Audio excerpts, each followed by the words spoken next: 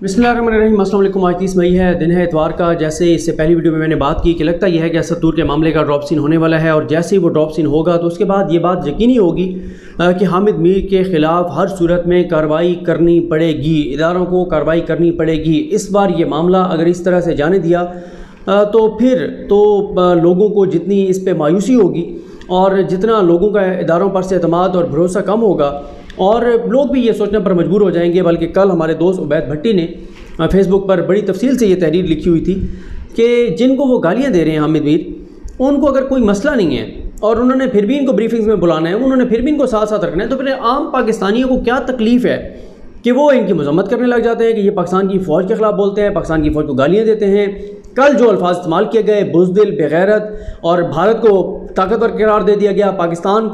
की फ़ौज को कमज़ोर करार दे दिया गया, और ये सारी बातें करके, और जिनको वो गालियाँ दे रहे थे अगर उनको वो मसला नहीं है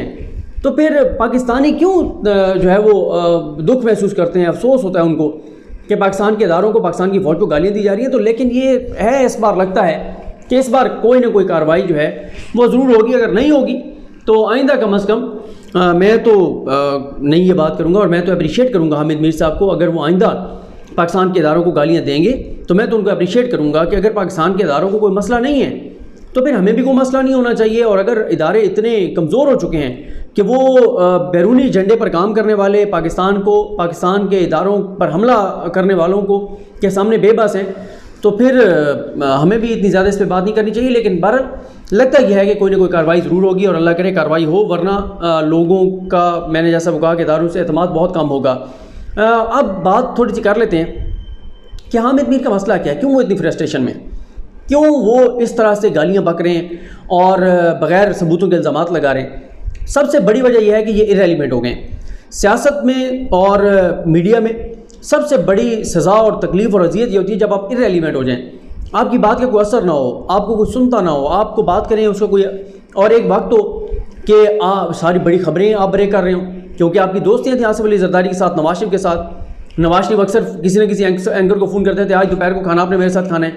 आपने नाश्ता मेरे साथ करना है। नवाज शरीफ के जितने वज़ीर थे उन सबके साथ इनकी दोस्तियाँ, आसिफ अली ज़रदारी के करीबी साथी सबके साथ दोस्तियाँ, उनके साथ इनका उठना बैठना, यारियाँ, दोस्तियाँ, बड़े तल्लुकात, आना जाना, और ख़बरें मिल जाती थी। और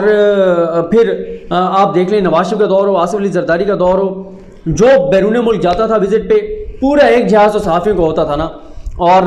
बड़े बड़े किस्से हैं, बड़े बड़े इंटरेस्टिंग। मैं पहले भी एक दो बार जिक्र कर चुका हूँ कि जब कभी कोई इनमें जो साथ जाने वाले थे इनमें से किसी का ज़मीर जागेगा तो वो बताएगा कैसे कैसे जो है वो मसाज वाले चक्कर और इस तरह के मामलात, और किस तरह से शशके और अयाशियाँ और वो सारे मामलात जो होते थे जब पूरा जहाज़ भर के साथ ले जाया जाता था। फिर पाकिस्तान के अंदर एक हेलीकॉप्टर ग्रुप था,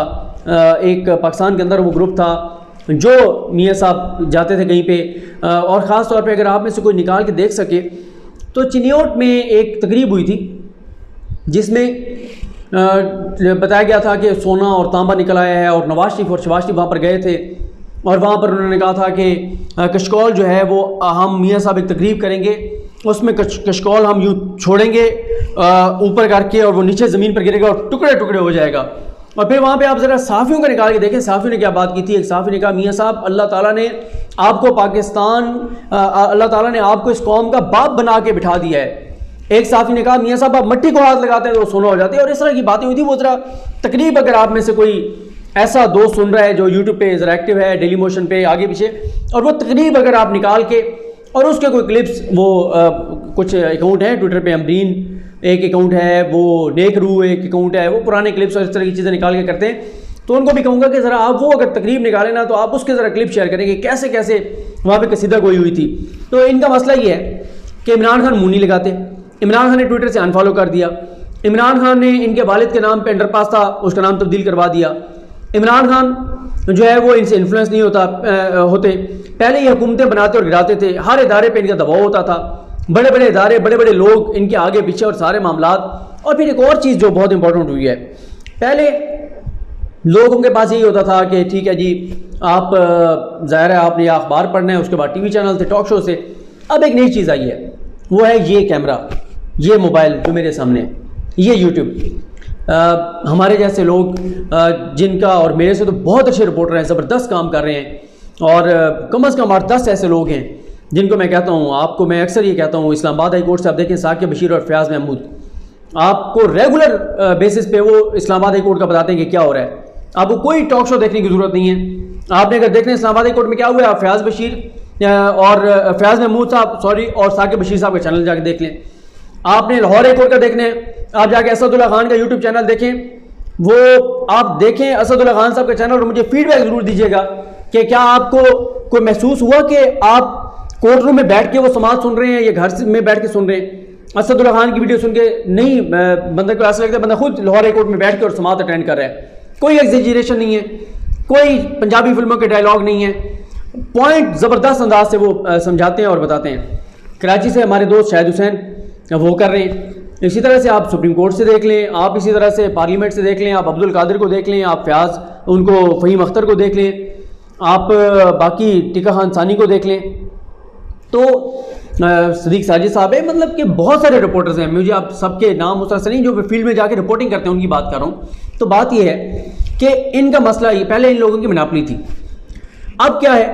اب ظاہر ہے اب یہ یوٹیوب پہ انفارمیشن آ رہی ہے، لوگ ان لوگوں کو دیکھ رہے ہیں، ان رپورٹرز کو دیکھ رہے ہیں جن رپورٹروں کو یہ ہاتھ نہیں ملاتے تھے، جن کو یہ کہتے تھے ان 2% کے رپورٹروں کی اوقات کیا ہے. حامد میر صاحب سپریم کورٹ آتے ہیں، ہاتھ نہیں ملاتے کسی رپورٹر کے ساتھ، اتنا غرور اور تکبر اور گردن میں سریا. اچھا پھر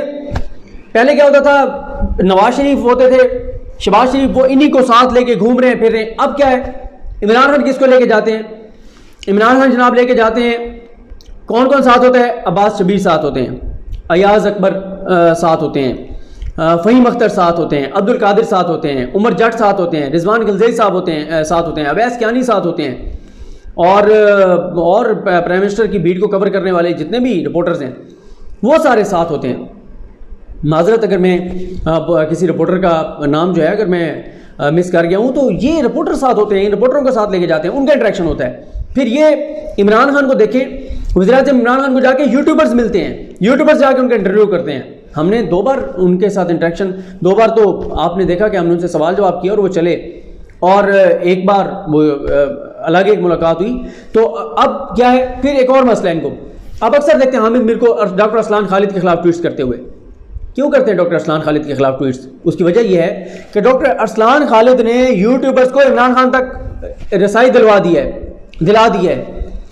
یوٹیوبرز کے پاس بھی اسی طرح انفارمیشن آ رہی ہوتی ہے جیسے چینلز کے پاس جا رہی ہوتی ہے. اب یوٹیوبرز کا تو کوئی ایجنڈا نہیں ہے، یوٹیوبرز نے تو پاکستان کے لیے اچھی خبر آئے گی آپ کو بتائیں گے کہ کیا اچھی خبر ہے. اور اسی طرح سے آپ دیکھ لیں پنجاب میں کوئی معاملہ ہوگا، اظہر مشوانی جیسے میڈیا چینلز کے پاس چیزیں جاری ہوتی ہیں، اسی طرح اظہر مشوانی یوٹیوبرز کو دے رہا ہوتا ہے. اسی طرح سے جو یہ ہے ایک گروپ بنایا ہوا ہے، جس گروپ کو یہ انہوں نے شروع میں پروپیگنڈا کرنے کی کوشش کی کہ پتہ نہیں یہ ایک یوٹیوبرز کا گروپ ہے جس میں پتہ نہیں ڈاکٹر ارسلان خالد لائن دیتا ہے. وہ یہ جو گورنمنٹ آف پاکستان کا ڈیجیٹل میڈیا ونگ ہے، جس کو عمران غزالی صاحب اور عثمان صاحب اور وہ سارے لوگ اس کو دیکھ رہے ہیں، تو وہ جتنی چیزیں ہوتی ہیں جو میڈیا کو جاری ہوتی ہیں وہ ساری وہاں پر آ رہی ہوتی ہیں، اور سارے یوٹیوبرز تک وہ چیزیں آ رہی ہوتی ہیں، سوشل میڈیا انفلوئنسرز تک وہ چیزیں آ رہی ہوتی ہیں. اب کیا ہوا، پہلے انفارمیشن صرف ان کے پاس ہوتی تھی، اب انفارمیشن ہے یوٹیوبرز کے پاس، وہ بھی کر رہے ہیں. اچھا ایک اور پھر ایک چیز ہوئی ہے، پہلے کیا ہوتا تھا، ٹی وی چینلز، سیاستدانوں، ہر بیوروکریٹس، ہر کسی کے اوپر تنقید کرتے تھے، حکمرانوں کے اوپر تنقید کرتے تھے، پرانے کلپ سب کے چلاتے تھے، چاہے وہ نون لیگ کا ہو، پیپلز پارٹی کا ہو، پی ٹی آئی کا ہو، تمام سیاسی جماعتوں کے حکومتوں کے پرانے کلپس چلاتے تھے، جھوٹ چلاتے تھے. ایک طبقے کا نہیں چلاتے تھے، اور اس طبقے کا نام تھا اینکرز، صحافی، اپنے میڈیا کے لوگ. ان کو کچھ نہیں کہنا، اپنے بیٹی بھائیوں کو کچھ نہیں کہنا. اب ایسا نہیں ہے. اب یوٹیوبر کیا کرتے ہیں، یوٹیوبر یہ کرتے ہیں، پرانا کلپ ان کا اٹھایا، نیا کلپ ان کا اٹھایا. حامد میر صاحب کا وہ کلپ اٹھایا جس میں وہ کہہ رہے ہیں کہ 2020 میں کہہ رہے ہیں کہ اگلے مہینے میں بلوچستان حکومت ختم ہو جائے گی اور پھر معاملہ وفاق میں آئے گا. پھر حامد میر صاحب ایک اور موقع پہ کہتے ہیں عثمان بزدار، تو یہ معاملہ تو پیچھے رہ جائیں گے، بات بہت آگے نکل جائے گی. پھر وہ یہ کہتے ہیں پی ٹی ایم کو نہیں نکالا گیا پی ڈی ایم سے، کچھ دن بعد نکال دیا، وہ آ گیا کہ ان کو نکال دیا گیا. انہوں نے کہا مولانا فضل الرحمان یہ کر دے گا وہ کر دے گا، کچھ بھی نہیں ہوا. اسٹیبلشمنٹ کے ساتھ تعلقات خراب ہو گئے ہیں، حکومت جاری ہے. اب یوٹیوبرز یہ کرتے ہیں، حامد میر ہو، نجم سیٹھی ہو، یہ تمام لوگ ہوں، ان کی چیزیں اٹھاتے ہیں پرانی، اور ان کو کہتے ہیں سر یہ آپ نے کہا تھا پہلی بار آپ نے اس تاریخ کو دعویٰ کیا تھا، دوسری بار اس تاریخ کو کیا تھا، تیسری بار اس تاریخ کو کیا تھا، چوتھی بار آپ کے 10 جھوٹ ہیں۔ پھر یہ ٹویٹر کے اوپر جیسے میں نے 2 اکاؤنٹس کا ذکر کیا، امرین، نیکرو اور بہت سارے اکاؤنٹ ہیں، وہ ایک فیک نیوز کے حوالے سے ہے، وہ بڑی ٹویٹس کرتے ہیں، بتاتے ہیں کہ اس اینکر کے اور یہ سارے معاملات، یہ وہ چیزیں ہیں۔ تو پھر ان کے ظاہر ہے ایک فرسٹریشن، پھر عمران خان نے میڈیا چینلز کو اشتہارات نہیں دیے، یہ بہت بڑا مسئلہ ہے، اربوں روپے کے پہلے اشتہارات تھے، ان کے تنخواہیں شنخواہیں اور معاملات، اب ان کی تنخواہیں بھی کم ہوئی ہیں، اب یہ حکومتیں بنا اور گرا نہیں سکتے، اب یہ جھوٹ بولتے ہیں، شام کو کوئی نہ کوئی یوٹیوبر یا ٹویٹر کے اوپر کوئی ان کو بے نقاب کر دیتا ہے، اب یہ ایجنڈا سیٹ نہیں کر پاتے، اب عمران خان ان سے ڈرتا نہیں ہے، اب عمران خان ان کی سنتا نہیں ہے، اب عمران خان ان سے ملتا نہیں ہے، اور پھر یہ چاہتے ہیں کہ کسی طرح سے انٹرنیشنلی پاکستان کے اداروں کے اوپر یہ دباؤ ڈالیں کہ نون لیگ یا پیپلز پارٹی واپس آ جائیں، عمران خان کو فوج جو ہے وہ اس کی عمران خان کی حکومت گرا دے۔ تو یہ، اور پھر ظاہر بیرونی پھر کچھ لوگوں کو شاید فنڈنگ بھی ہوتی ہے، اس کی بہرحال تحقیقات ہونی چاہیے، پاکستان کے اداروں کو یہ تحقیقات کرنی چاہیے، کیونکہ عظمت سے شیخ صاحب نے لکھا ہے براڈ شیٹ کمیشن رپورٹ میں کہ پاکستان کو گالیاں دینا اور ڈالر کمانا یہ سب سے منافع بخش کاروبار ہے۔ تو یہ سارے معاملات ہیں، یہ ان کی فرسٹریشن کی وجوہات ہیں۔ اب ذرا میں عدیل وڑائچ صاحب کی کچھ ٹویٹس آپ کے سامنے رکھنا چاہتا ہوں۔ عدیل وڑائچ صاحب یہ کہتے ہیں کہ صحافت کے لبادے میں ریاست کے خلاف سازش نامنظور، دنیا کا کوئی ملک اس کی اجازت نہیں دے سکتا، آئین پاکستان نے بھی اظہار رائے کی ایک حد مقرر کر رکھی ہے۔ پھر عدیل وڑائچ صاحب کہتے ہیں دنیا کے کسی ملک میں اتنی آزادی ہے کہ اتنی غلیظ زبان استعمال کی جائے، فوج کو براہ راست دھمکیاں دی جائیں، دارالحکومت میں کھڑے ہو کر ریاست کو چیلنج کیا جائے، اور اس بنیاد پر بیرون ملک سے فنڈنگ لی جائے کہ اس بنیاد پر بیرون ملک سے فنڈنگ لی جائے کہ ہم آزادی اظہار رائے کے لیے کام کر رہے ہیں۔ پھر عدیل وڑائچ صاحب کہتے ہیں کہ صحافت کے نام پر غیر ملکی ایجنڈے کو چلایا جانا نامنظور، یہ لوگ فنڈنگ لے کر اپنے ہی اداروں کے خلاف زہر اگل رہے ہیں، افسوس یہ ہے کہ سب نے آنکھیں بند کر رکھی ہیں۔ اچھا یہاں پر رک کے ایک چیز آپ کو بتاؤں،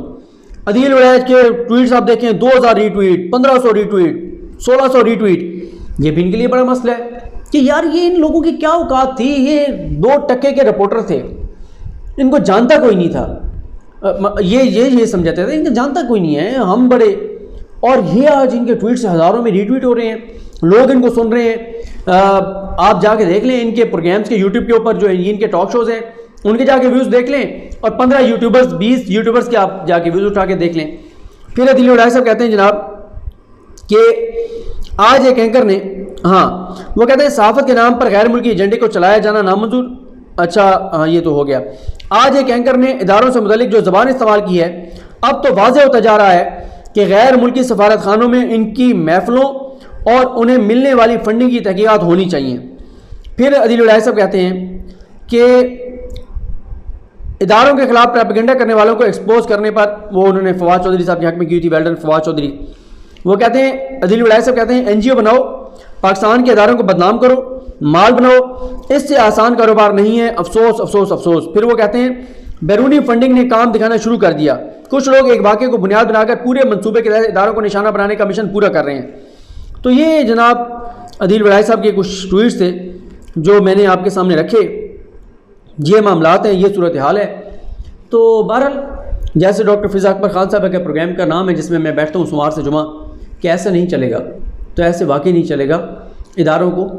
جو ہے جیسے میں نے ٹویٹ بھی کیا تھا کہ ستو کچھ زیادہ پی لیے، کارروائی کرنی پڑے گی، اور امید مجھے کافی ہے کہ کوئی نہ کوئی کارروائی جو ہے وہ ضرور ہوگی۔ مجھے اپنی دعا میں یاد رکھیں۔ الکنی محمد صاحب کا حامی ناصر، اللہ حافظ۔